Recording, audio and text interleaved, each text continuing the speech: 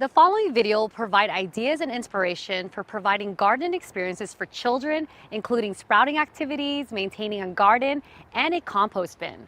You will fulfill professional development commitments to a continuing education in the areas of nutrition, physical activity, and gardening by watching this video. By the end of this video, you will learn how to build your own wicking beds and worm bins in the context of teaching children the importance of growing and eating seasonal produce. Hi, my name is Anita Rivera Barreto, a health educator with Sacramento County Public Health. This gardening and composting training is brought to you by funding from the Centers for Disease Control and Prevention and the State Physical Activity and Nutrition Program SPAN. The production of this video has been brought to you by the California Department of Public Health Future of Public Health Funding, in collaboration with Del Paso Heights Growers Alliance, Sacramento Public Library, Colonial Heights, the Worm Whisperer Farms, SJ Media Sylvian Ranch Community Garden, CSU Chico Centers for Healthy Community SPAN Program, and MindMail Learning. We hope you enjoy this gardening training video. This introductory training will provide early childhood education providers the basic concepts of container gardening using wicking beds and vermicomposting. You will learn the fundamentals of wicking beds, vermicomposting, and researching the free garden education resources through your local Sacramento County public libraries. It will lay the foundation for successful growing strategies and water conservation. You will also learn how to recycle natural resources in your garden. Providers will learn the advantages and disadvantages of container gardening using wicking beds and composting with worms. 9 learning objectives. At the conclusion of this training, providers will be able to: number 1, learn the basic container gardening skills to grow seasonal fruits and vegetables. Number 2, explain the value of container gardening using wicking beds in the context of water conservation and self-watering systems. Number 3, identify the basic components of a wicking bed. Number 4, learn how to build and maintain a wicking bed. Number 5, explain the value of vermicomposting using worms to recycle carbon and nitrogen. Number 6, identify the basic components of a worm bin. Number 7, learn how to build and maintain a worm bin for vermicomposting. Number 8, develop strategies for obtaining free gardening resources from your local library. Number 9, conduct effective gardening and nutrition education with children ages 0 to 5. Gardening 101. Few experiences can match the pleasure of savoring homegrown vegetables, especially if you grow them from your seed or your young plants, also called seedlings. The flavor and number of varieties that you can grow far exceed what you can buy at a grocery store. Growing vegetables does not have to be time-consuming or difficult. Experience really is the best teacher, and as your knowledge increases, so will the rewards of gardening for you and the children you serve. Site selection. You do not need a large space for your vegetable garden. If you choose to grow in containers, a yard is not needed. However, the following elements are critical to growing yummy vegetables. Sunshine. Choose a site for your garden that gets at least 6 to 8 hours of full sunlight per day. Avoid shaded areas like under a tree or large shrub, and do not grow along the north side of tall buildings or fences. Water. Vegetables need water to grow, and the closer your garden is to water, the better. This is why wicking bed is the best solution, because it is a self-watering system so your plants don't dry out. Wicking beds are traditionally raised beds filled with dirt that to sit on top of and on a reservoir of water. Good soil. If you plan to grow vegetables in a container, do not use garden soil. Instead, fill the container with high-quality potting mix. Your soil should be something between clay, fine-textured heavy soil, and sand, coarse-textured light soil. Most vegetables need loose, crumbly soil that drains water well, but still holds moisture. Composting 101. No soil is perfect, but fixing bad soil is not hard. Very light or very heavy soils can be modified with compost, also known as organic amendments, to increase the water holding capacity or to improve drainage. Examples of organic amendments are compost or lawn clippings, so that is why a vermicomposting bin is the ideal companion to a container garden, because you can use earthworms to create your own compost and feed your garden. Additional nitrogen may be needed when organic matter is used. Nitrogen is a vital ingredient to decomposting and a critical plant nutrient, but it cannot be both at the same time. As organic amendments decompose, they can tie up nitrogen that would otherwise be feeding your plants. If your amendments is not completely composted, you may need to add a nitrogen fertilizer. Or you can feed your worm food scraps, carbon like brown leaves, and nitrogen like green leaves and grass clippings. Then the worms break this down, and then you have high quality worm castings or organic matter like compost that you can add to your garden soil. What to plant? While it's tempting to try and grow a large variety of vegetables, a better approach is to consider what you and the children you care for like to eat. Then consider the space you have available. Plant only as large of a garden as you can easily maintain, as there's some time commitment for proper care. A smaller, properly tended garden will be more productive and satisfying than a larger garden. Be sure to plant veggies adopted from your growing area. If you have little space, it might be advisable to plant varieties that do not become too large, or to select varieties that can be grown vertically on trellises or wires. Seeds and plants. You can grow many vegetables from a seed, but you can also buy young plants from a nursery or garden center. If you sow seeds into the garden soil, you must wait for the ground to warm up enough to germinate the seed. Carrots and beans are two vegetables that require direct seeding. With direct seeding, you can place the seeds into the soil at the recommended depth. Generally, seeds should be covered to a depth equal to 2 to 4 times the diameter of the seed. But check out the seed packet for this information. Water thoroughly and then wait for that plant to emerge. Vegetables most commonly bought as young plants for transplanting are tomatoes, peppers, lettuce, broccoli, celery, cabbage, cauliflower, and eggplant. When purchasing seedlings, select short, stout, healthy plants that are not yet producing flowers, buds, or fruits. Roots should not be sticking out through any of the drainage holes. You can also grow transplants from seeds to give you the much wider universe of varieties to try. Starting vegetables indoors is not difficult, but it does require some time and attention. Seed packets provide information for planting particular seeds. When to plant? Timing is everything. Some crops like to mature in cool weather in the spring and fall, like cool season vegetables, but others prefer warmth of summer, like warm season vegetables. Now let me give you some examples of cool season vegetables. Cool season vegetables grow best and produce the best quality crops when average daytime temperatures are 55 to 75 degrees, and they usually tolerate slight frost when they mature.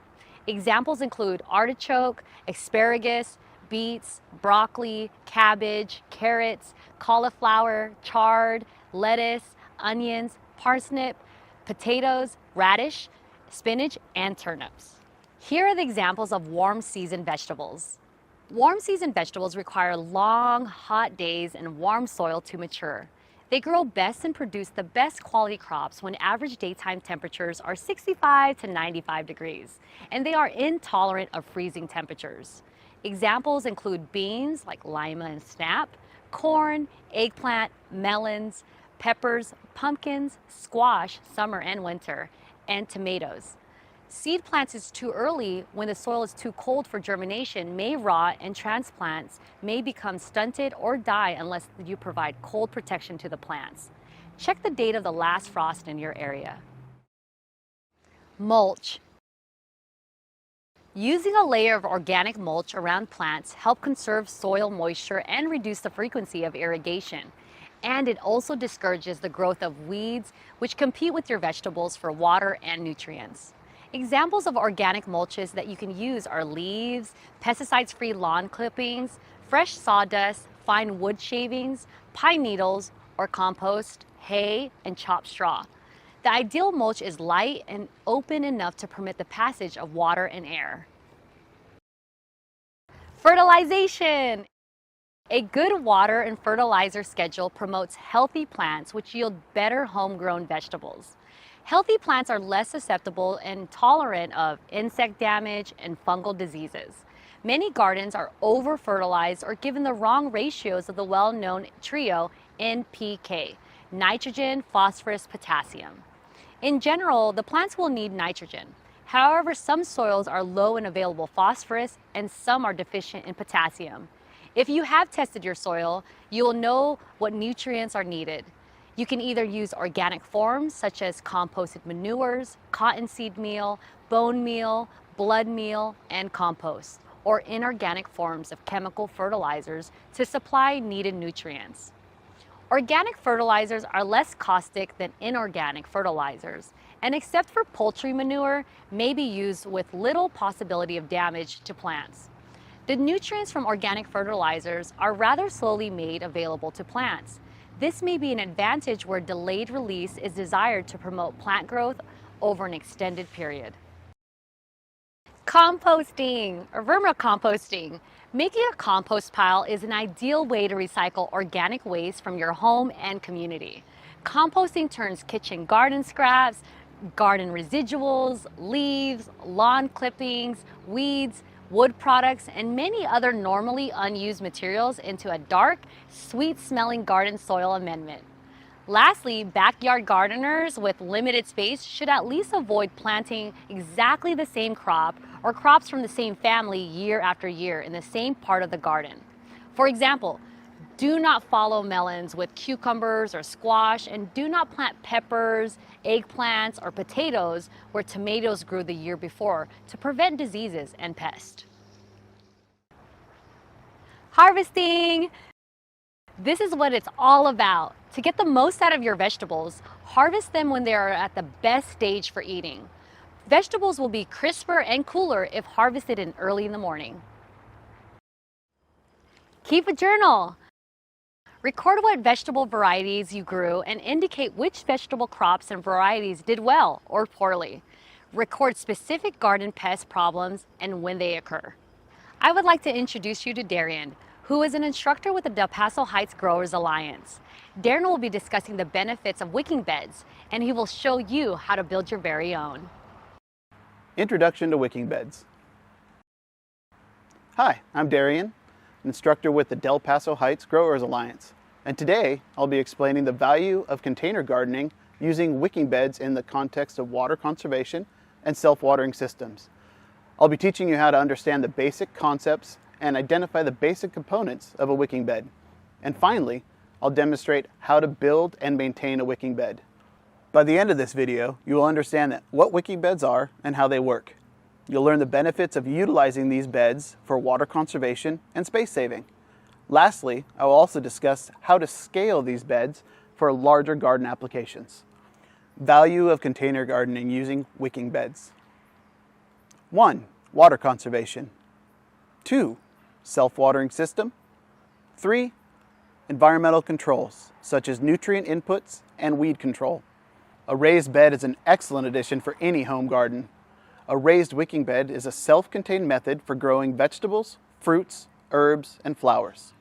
The bed provides a built-in water reservoir that allows plants to water themselves. The design is ideal for individuals who are new to gardening, but experienced gardeners will find it helpful as well. The greatest benefit of this system is that it provides control of the water supply to the plants within a defined area. By design, water for plant growth is provided by a reservoir located in the base of the bed. Wicking beds use capillary action to provide plants with water to the root zone. Capillary action is the rise of liquid created by increasing surface tension, which allows water to defeat gravity and move up. Even though the water table may be at one level, capillary action can move water up to approximately 4 inches above the water table. Having a moisture zone and a source of water creates an ideal environment for growing plants. Overwatering and underwatering are remedied by the plant's ability to self-regulate their water requirement. The advantages of a wicking bed are: 1. The output per unit area makes them ideal for those with limited space, plus it extends the watering schedule. 2. Since wicking beds water from the bottom up, the soil surface is drier, which reduces weed competition, evaporation, and foliar disease infection. 3. Watering from the bottom up promotes water efficiency and conservation by reducing evaporation from the surface of the soil and runoff. 4. The water reservoir can detain and capture water from rainfall events and reduce nutrient loss. 5. Plants receive more consistent water and won't suffer drought stress because it's always available in the reservoir. The disadvantages of a wicking bed are: 1. They are more expensive to create than traditional gardens or beds. 2. A raised bed has limited soil and nutrient holding capacity. Therefore, side dressing with fertilizer may be needed during the growing season. 3. Because water is not flowing through regularly, salts can build up to a level that can damage plants. 4. With a large shared reservoir, root pathogens, such as water molds, can spread easily within the bed. What materials and tools do you need? First, you begin by gathering your wicking bed materials. For this particular build, you're going to need the following materials and tools. Here are the materials needed. 1 27-gallon storage container with lid. 1 2-foot length of 3/4 inch PVC pipe. 1 3.5-foot section of 4-inch French drain. 8 6-inch pots. These don't need to be expensive. 1 4 feet of shade cloth, weed block, fabric, or geotextile material. 1 bag or 2 cubic feet of potting soil. 1 bag or bucket of mulch. Here are the tools you will need. 1. A drill. 2. A step bit up to 1 inch. 3. 2 drill bits, 1/4 inch and 11/32 of an inch. 4. A skill saw or saw. 5. Scissors or a utility knife. And 6. Sharpie or a marker. How to build a wicking bed. To start the process, you're going to need to start by cutting the lid of the storage container just inside the lip. Start by drilling 2 small holes next to one another on the lid, ensuring that the saw blade will fit through the hole. Make the cutout and then, using the same drill bit, drill holes through the main portion of the lid. This will allow for the water to make contact through the weed block and help wick the water into the remainder of the bed. You will also need to cut a circle out of the lid that will just fit one of your pots. This is what's referred to as the wicking column, set aside for later. Next, drill several holes on the bottom of the 2-foot section of PVC pipe. This will be the water overflow channel. The purpose of drilling these holes on the one side is to keep the soil out of the drain holes and getting washed out when you water your wicking bed. Now, place the 3.5-foot section of French drain and some pots into the storage bin in order to gauge where you will need to cut the lid. This will ensure everything will fit properly. Make the French drain cut in the lid. Then place 6 to 8 pots into the container with the French drain. Place the lid on top and use the lid as a guide. Then take your overflow drain PVC pipe and place it over the top of the lid and mark where the PVC hits both sides of the bin. Using the step bit, drill a 1-inch hole through each of your marks. I chose a 3/4 inch PVC because the outer diameter of the pipe is 1 inch. Now we are ready to fit some pieces of weed block into the wicking bed. Line the interior of the wicking bed with the weed block, making sure to cover any gaps between the weed block and container. The better you do this, the less soil runs into your reservoir. It doesn't have to be perfect though. I typically like to do a cross pattern with the weed block. It seems to really help with the coverage. Make sure to leave some excess in the center of the bed for the wicking column. Push the weed block down into the circular cutout of the lid. Make sure the weed blocker is folded over the top of the container so that when the lid is placed on top, it will hold the weed blocker in place. Place a pot inside, then fill the space with good quality potting soil mix. Make sure to leave about 1 to 2 inches of room for mulch. The mulch acts as a moisture barrier and helps reduce water loss due to evaporation. The basic build is done. You can move the bed into a spot that gets plenty of light. Now, grab some plants, get them in the soil. Using the opening from the French drain, fill your wicking bed with water until the water runs out of the overflow PVC pipe. It is full once water starts flowing out of the bed. For the first watering after planting, I would recommend top watering to kick off the wicking process. Typical watering cycles are roughly once a week depending on the season. Maintenance of your wicking beds. Maintenance of these beds are minimal. The most maintenance required would be to amend the soil to add nutrients. The nutrients can be fertilizer, compost, or plant-based food scraps, not citrus. But the best nutrients for your plants would be from worm castings, harvested from your own worm bins. If your plants suddenly die, you may need to drain your wicking bed of all water and refill it again. Sometimes anaerobic conditions, which simply put is a lack of oxygen, can occur in the bed and can be detrimental to your plants. A solution to correct for anaerobic conditions is to aerate the water when filling your wicking bed. This is a simple solution. Just make sure you fill the reservoir by placing the end of the hose near the ridges in the fill spout and have enough flow to create a lot of disturbance in the water going into the bed. If anaerobic conditions are still present, you will need to deconstruct the bed and sanitize the reservoir with bleach or a vinegar solution. Bleach would be preferred. To wrap this up, there are many benefits to using wicking beds for your home garden. They save water, save space, are portable, and can be scaled for larger gardens like those behind me. There are a couple downsides though. You're gonna need to add nutrients to the beds on an occasion, and sometimes anaerobic conditions can occur. The best way to reduce these issues is to add vermicompost to the beds on a seasonal basis, and on rare occasions clean the reservoir with a mild soap or bleach solution. Thank you so much for watching this video, and have fun growing an amazing garden. Now I'd like to introduce you to Antoine, who is also an instructor with the Del Paso Heights Growers Alliance. Antoine will be discussing the benefits of a worm bed. Introduction to worm beds. Hi, I'm Antoine Jackson, vermiculture instructor with the Del Paso Heights Growing Alliance. And today I'll be explaining the value of vermicomposting in the context of natural resource recycling and carbon and nitrogen systems. I'll be teaching you how to identify the basic components of a worm bin. And finally, I'll demonstrate how to build and maintain your worm bin for vermicomposting. By the end of this video, you will understand what vermicomposting is and how to set up and maintain your own worm bin for your garden. Value of vermicomposting in the context of organic materials. Vermicomposting, or worm composting, is the decomposition and conversion of organic waste. Leftover foods, yard waste, or even paper with the help of worms. Vermicomposting is a process that relies on red wigglers and microorganisms to help stabilize active organic materials and convert them to a valuable soil amendment and source of plant nutrient, called black gold by most gardeners.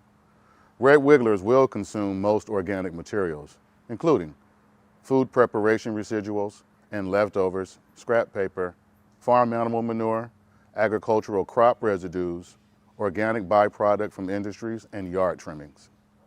Worms can recycle your garbage.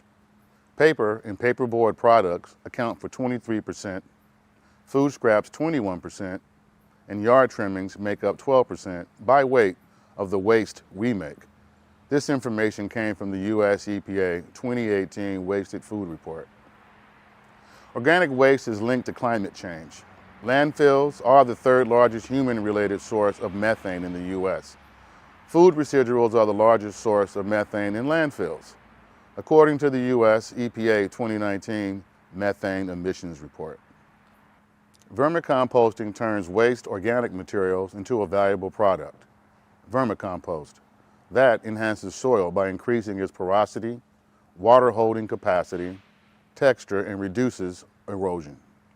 Vermicompost may also help plants grow bigger, increase crop yields, and decrease plant diseases and pest attacks. Of the 9,000 plus species of red wigglers, only 7 species have been identified as good for vermicomposting.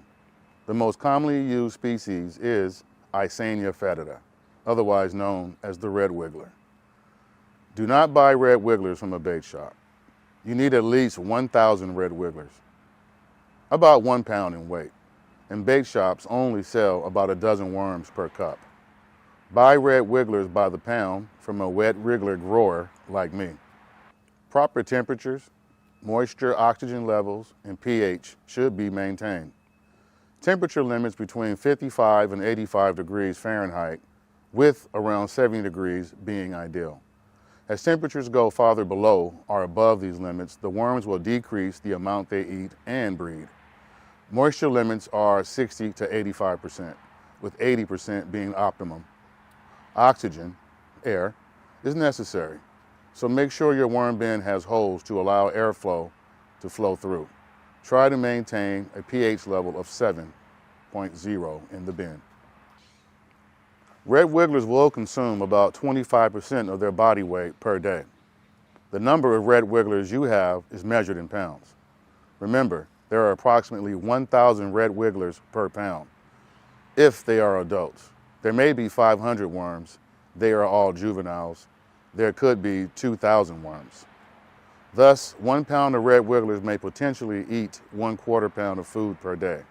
However, you should only add more food to the worm bin after the food you have previously added has been consumed. Important note, your red wigglers need to be shielded from light and rain, so be sure to cover the bin with something such as a lid, burlap sacks, cardboard, loose plastic, or plywood. Make sure that oxygen can flow into the bin and drill air holes. There also should be some way to drain excess liquid from the bin. Drilling holes in the bottom can help with drainage. But note, if you are vermicomposting correctly, excess liquid will not accumulate in the bin. Where to keep a worm bin? Worm bins can be kept indoors or outdoors in the shade. Your red wigglers will survive at 32 to 95 degrees Fahrenheit if they have at least 4 inches of bedding, and you can insulate the bin during colder months. You can insulate your worm bin with blankets, straw, blue board, or other materials to keep it warm. Harvesting vermicompost. After 3 to 6 months, enough vermicompost to harvest will be in the bottom of your worm bin. Choose one of these 2 methods for harvesting. 1. Feed worms on one side of the bin for a few weeks.